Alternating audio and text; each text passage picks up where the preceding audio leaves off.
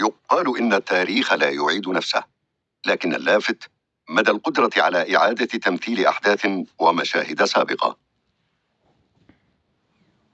ملخص كتاب تاريخ لبنان الحديث، من الإمارة إلى اتفاق الطائف.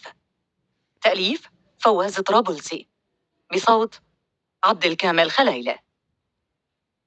تشكلت إمارة جبل لبنان ككيان سياسي في بداية القرن السادس عشر للميلاد، وكانت تختص بحكم ذاتي مستقل عن الحكم العثماني في ذلك الوقت، ويقتصر دورها في تأدية الضرائب وتوفير الرجال والسلاح في المعارك والولاء للسلطان، وعرفت في ذلك الوقت باسم إمارة جبل لبنان، التي امتلكت خصائص خاصة أثرت على تاريخ لبنان فيما بعد، وهي أولاً أغلبية السكان مسيحيون. ثانياً، كان العمل الأساسي في بدايات الإمارة هو إنتاج الحرير. ثالثاً، مع مرور الوقت انفتحت الإمارة بشكل كبير على الثقافة الأوروبية وتقاليدها، وذلك بسبب تدخل القوى الأوروبية المختلفة في السياسة الداخلية للإمارة. وكانت الإمارة تمتد لتشمل جبل لبنان ممتدة إلى فلسطين والداخل السوري. فما تأثير هذه الخصائص على تاريخ لبنان، وما علاقتها بالحروب التي حصلت على أراضيها؟ الفصل الأول. منذ بداية نشوئه عانى لبنان مشاكل طائفية. في فترة الحكم العثماني تم التعامل مع إمارة جبل لبنان بنظام الإقطاع، وهو نظام يقضي بجمع الضرائب من السكان عن طريق مشايخ القبائل أو زعماء تختارهم الحكومة العثمانية، وعرفت هذه الأسر باسم المقاطعجية. وقسم السكان وفق عدة أنظمة كان أبرزها نظام الملل اعتمادا على المعتقد الديني، فالجماعة العليا ضمت المسلمين السنة، والجماعات الدنيا ضمت كلا من اليهود والمسيحيين أهل الكتاب. هذا التقسيم تسبب في حرمان المسيحيين واليهود من تسلم المناصب العليا والعمل في الجيش، فاكتفوا بممارسة الفلاحة ومختلف الحرف العامة، وذلك ما أدى إلى نشوء انقسامات طائفية ستلعب دورا كبيرا في تاريخ المنطقة على مدى العقود التالية. كما أدت هذه التفرقة إلى انعزال طائفة الدروز المعروفين بشراستهم في المعارك. عاشت عدة قبائل في الإمارة وشاركت في حملات تمرد ضد العثمانيين، أشهرها قبيلة آل معن، والتي شاركت فيما بعد مع العثمانيين ضد قبيلة آل حرفوش خلفاء الصفويين. وكمكافأة لهم عين زعيمهم فخر الدين بن عثمان حاكما على كل من سنجق وصيدا وبيروت وصفد. ولكن عاد تمرد القبائل، ولم تهدأ الأمور إلا في عام 1585 بعد الحملة العثمانية لتأديب الدروز التي شنها إبراهيم باشا والي مصر على القبائل التي أرادت سرقة قافلة الخراج المصرية المتوجهة إلى اسطنبول. خلال هذه الحملة مات أمير الدروز قرقماز، وخلفه ابنه فخر الدين معن الثاني، الذي لقي دعما من حكام مدينة توسكانا الإيطالية، وهي قوة بحرية نشطة في المنطقة، فزادت مطامعه بتوسيع مناطق نفوذه. ولكن العثمانيين أعدموه، إلا أنه كان قد حقق إنجازات عظيمة لشعبه، أبرزها إدخال تربية دودة القز إلى جبل لبنان، والتي ستعتمد عليها صناعة وتجارة الحرير فيما بعد. ولكن هل استمرت إمارة جبل لبنان باتباع نظام المقاطعجية؟ الفصل الثاني. زاد النظام القائم مقاميتان من حدة الاضطرابات بين طوائف جبل لبنان. بعد فخر الدين الثاني استلم السلطة عدة حكام إلى أن استولى بشير شهاب الثاني على الحكم بدعم من الجزار حاكم عكا ومن زعيم المقاطعجية الدرزي بشير جنبلاط. ثم دعم بشير شهاب تمرد والي مصر محمد علي باشا على الدولة العثمانية، الذي تمكن من السيطرة على بلاد الشام بقيادة ابنه إبراهيم محمد علي باشا، والذي أصبح واليا على سوريا بعدما أجبرت الدولة العثمانية على الاعتراف بولايته. ورغم الاصطلاحات الإدارية والاجتماعية التي قام بها إبراهيم باشا، إلا أن زعماء الدروز نصبوه العداء من بداية ولايته، فأعلنوا التمرد على حكمه.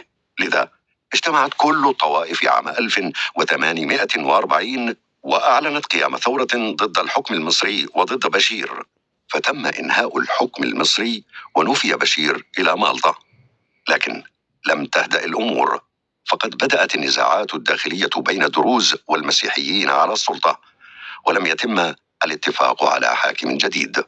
فقام الباب العالي بتعيين عمر باشا حاكما على جبل لبنان عام 1842، وبذلك انتهت إمارة جبل لبنان المستقلة ذاتيا، وأصبحت مجرد ولاية خاضعة للحكم العثماني. بعد انهيار الإمارة زادت الاضطرابات بين الطوائف للوصول إلى السلطة، وأدى هذا إلى القضاء على النظام الامقاطعجي، خاصة بعد اقتراح المستشار النمساوي ميترنيخ تقسيم جبل لبنان إلى منطقتين، واحدة للدروز والأخرى للمسيحيين، وذلك من جهة لإرضاء العثمانيين والبريطانيين الداعمين للدروز، ومن جهة أخرى لإرضاء الفرنسيين المطالبين بحاكم من الأسرة الشهابية. فتم تعيين الأمير الدرزي أحمد أرسلان قائم مقام على كل المناطق المختلطة، بينما تم تعيين الأمير المسيحي حيدر حمد بولمع قائم مقام على المقاطعة الشمالية. وعرف هذا النظام باسم نظام القائم مقاميتان. بدأت الحروب بين الدروز والمسيحيين في المناطق المختلطة، مما أجبر الباب العالي على التدخل، إذ بعثت إسطنبول موفدا خاصا وهو شكيب أفندي، الذي عمل على فرض سيطرة الدولة العثمانية على جبل لبنان وتنظيم نظام القائم مقاميتين مرة أخرى. لكن لم تنجح إصلاحاته بتهدئة الوضع، وهذا لم يعجب فرنسا، فقام الإمبراطور نابليون الثالث بشن هجوم عسكري على جبل لبنان، ولكن خطته فشلت، وظهر نظام جديد خفف من حدة التوترات. فما هو؟ اقتباس. عند إنشاء المتصرفية كان التركيب السكاني لجبل لبنان قد انقلب نهائيا لمصلحة أغلبية مسيحية مارونية تحديدا. الفصل الثالث. ساعد نظام المتصرفية في تحسين الأوضاع الاقتصادية في جبل لبنان. أصدر النظام العضوي عام 1861 الذي منح مناطق جبل لبنان بعض صلاحيات الحكم الذاتي تحت راية الدولة العثمانية، إذ تم دمج قائم مقاميتي جبل لبنان في وحدة إدارية واحدة تسمى المتصرفية. فنمى الاقتصاد في المنطقة مع تحسن تجارة الحرير، وقل التدخل الخارجي بالشؤون الداخلية، وكانت المتصرفية تدار من قبل حاكم مسيحي عثماني، وشعر المسيحيون بالاستقلال السياسي، مما أجبر فرنسا على الانسحاب. وركزت المتصرفية على تحسين تجارة الحرير، ولكن الاهتمام الكبير بها أثر على بقية المنتجات وسبب عجزا كبيرا في الميزان التجاري. ومع حلول عام 1918 تدهورت الأوضاع مع هزيمة العثمانيين في الحرب العالمية الأولى، وتقسيم بريطانيا وفرنسا الدولة العثمانية بينهما. ففرضت فرنسا سيطرتها على سوريا وجبل لبنان وفق اتفاقية سايكس بيكو، ولكن السكان طالبوا بالاستقلال التام. فبعثت فرنسا إنذارا للأمير فيصل بن الشريف حسين الهاشمي ليقبل بالانتداب على سوريا، ولكن لم تصل موافقته، فاجتاحت فرنسا المنطقة وقسمت سوريا إلى 4 دويلات، وهي لبنان الكبير، ودولة حلب، ودولة دمشق، ودولة العلويين. وهذا الأمر أنتج تيارات طالبت بالاستقلال. فما هي هذه التيارات؟ الفصل الرابع. ظهرت 4 تيارات سياسية في لبنان، كل منها امتلك فكره الخاص بموضوع الاستقلال. أراد مسلمو لبنان دولة عربية مستقلة متحدة مع سوريا، وقد أكدوا ذلك مع مذكرة اعتراض عام 1921، والتي أشاروا فيها إلى أن لبنان الطبيعي ككيان سياسي هو أمر مستحدث لم يكن تاريخيا سوى جزء من سوريا لا يجوز تقسيمه. وبالنسبة للمسيحيين أرادوا الحصول على الاستقلال التام، ونتيجة لاختلاف الآراء حول الاستقلال ظهرت 4 تيارات. أولاً، دعاة الاتحاد العربي، ممن أيدوا وحدة سوريا الطبيعية كدولة عربية مستقلة موحدة وعاصمتها دمشق. ثانياً، أنصار استقلال جبل لبنان، ودافع هؤلاء عن ضرورة حياد جبل لبنان واستقلاله الكامل عن الانتداب وعن جيرانه المشمولين بما يسمى لبنان الكبير، وبذلك يتم التخلص من التعدد الطائفي الذي يمتاز به لبنان الكبير. ثالثاً، أنصار الحماية الفرنسية، فقد دعا أحد أكثر المسيحيين تطرفاً وهو فرانسوا تيان إلى تشكيل إمارة مسيحية في لبنان تابعة للحكم الفرنسي، وهو بذلك يدعي أن المسيحيين الموارنة هم فرنسيون منذ الأبد. رابعاً، أنصار تشكيل لبنان الكبير، وكانوا من المسيحيين من التيارات السابقة، وتشكلت نواتهم من التيار المسيحي المطالب باستقلال لبنان الكبير كاملا، ولكن مع استمراره تحت حماية الانتداب الفرنسي بكل طوائفه ودياناته. لم تهتم فرنسا لهذه التيارات، وعينت المفوض السامي هنري غورو حاكما للبنان، وبعده عين موريس ساراي، وخلفه هنري دي جوفنيل الذي أمر بإصدار دستور للبنان وسوريا بهدف جمع كل الطوائف تحت قانون موحد، فتم إصداره في عام 1926، إذ تم تغيير اسم لبنان الكبير إلى الجمهورية اللبنانية، وانتخب شارل دباس الأرثوذكسي المسيحي رئيساً للجمهورية، مع وجود مادة في الدستور تلتمس العدل في توزيع كل المناصب الحكومية والإدارية بين الطوائف كافة. لكن هل حصل لبنان على استقلاله الكامل؟ اقتباس: لبنان في حدوده المعينة في الأول من أيلول سبتمبر 1925 لم يكن له وجود من قبل في التاريخ. إنه نتاج عملية التجزئة الكولونيالية الفرنسية البريطانية للمشرق العربي. الفصل الخامس: استطاع لبنان الحصول على استقلاله الكامل بعد اتحاد جميع طوائفه. يعد عام 1936 عام التحول للبنان، فيه تم توقيع معاهدة بين لبنان وفرنسا اعترفت فيها فرنسا باستقلال لبنان مع تعهد لبنان بالتحالف مع فرنسا في حالة الحرب، إضافة إلى الحفاظ على المصالح والتجارة الفرنسية في لبنان، مع ضمان حق فرنسا بوجودها العسكري الجوي والبحري في لبنان. وعرفت المعاهدة باسم معاهدة صداقة وتحالف، ولكن لم يوافق اللبنانيون عليها، فعمت المظاهرات في عدة مناطق، فامتنعت فرنسا عن الاعتراف الرسمي باستقلال لبنان وسوريا، وأعادت السلطة للمفوض السامي الفرنسي وعزلت الرئيس اللبناني.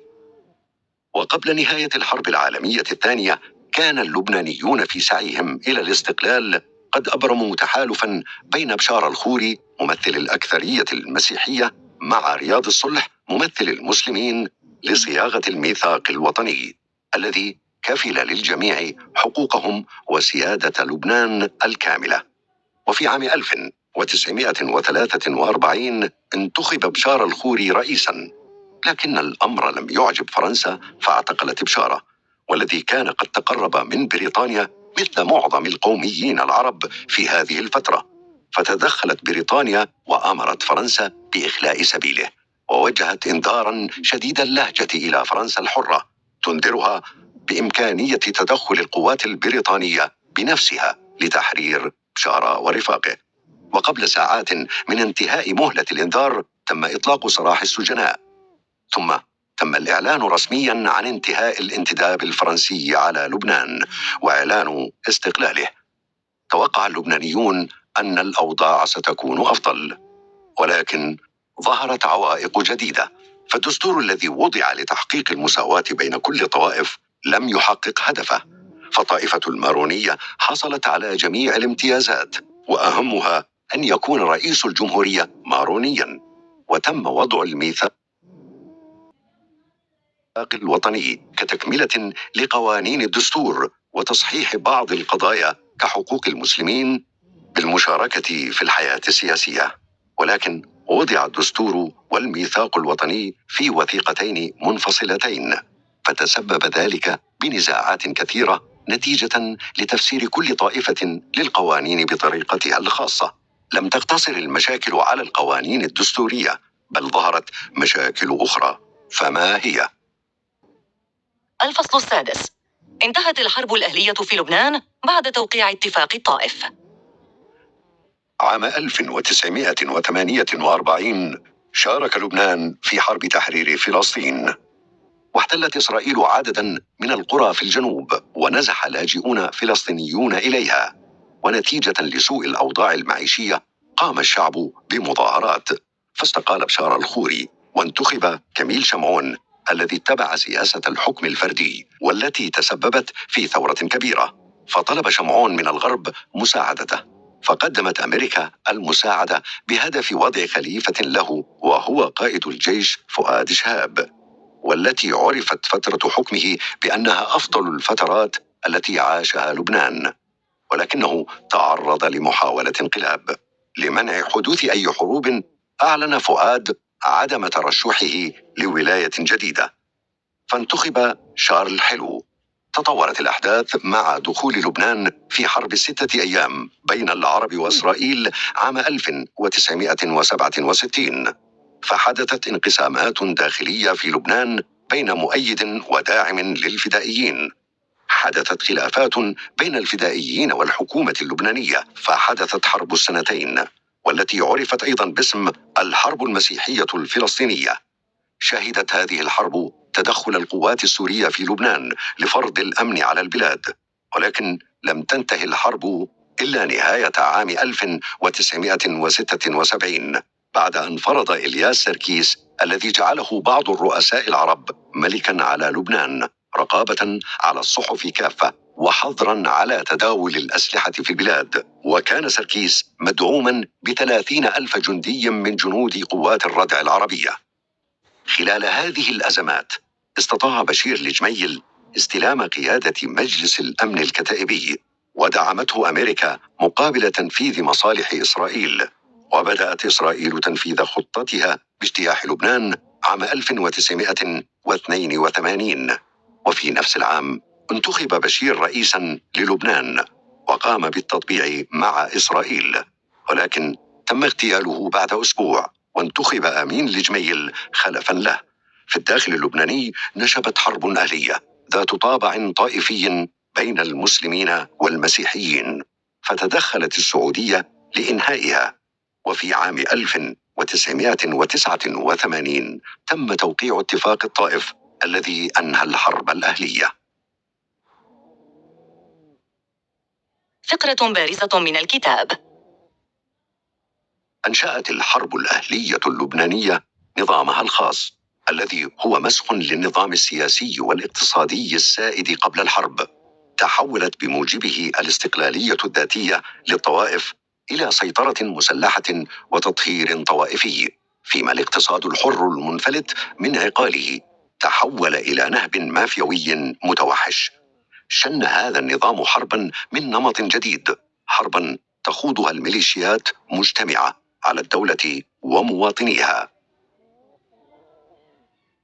الخاتمة. عاش لبنان ظروفا صعبة خلال فترة الحكم العثماني، وأثرت الانقسامات الطائفية على استقرار البلاد من النواحي السياسية والاقتصادية. وتدهور الوضع بعد الانتداب الفرنسي الذي زاد من الخلافات الطائفية بين المسلمين والمسيحيين. وعلى الرغم من كثرة المحاولات الداخلية والخارجية لحل الأزمة الطائفية، إلا أنها كانت تظهر من جديد. ونشبت الحرب الأهلية التي دمرت اقتصاد لبنان وقتلت الكثير من سكانه، ولم تنتهي إلا بعد توقيع اتفاق الطائف في السعودية.